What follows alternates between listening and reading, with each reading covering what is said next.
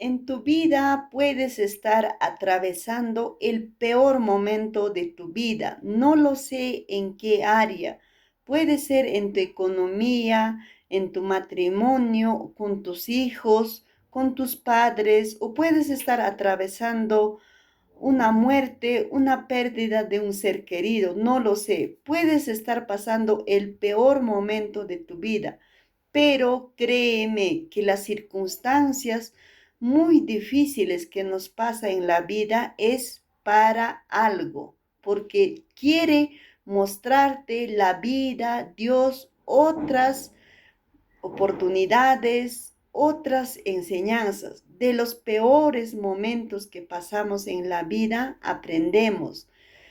Y nos dice en su palabra Dios, a los que aman a Dios, todas las cosas le ayudan a bien. Todas las cosas que puedes estar atravesando tiene un propósito.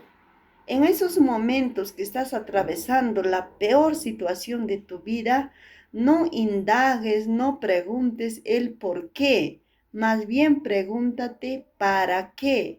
Dios, ¿qué me quieres mostrar? ¿Qué me quieres enseñar con esto? ¿Por qué? A veces nos preguntamos mucho y decimos, ¿por qué? Yo lo decía cuando atravesaba en mi vida un momento muy difícil que había llegado a mi vida, un fracaso muy grande, y yo decía, ¿por qué a mí? Pero mejor era preguntarme, ¿para qué?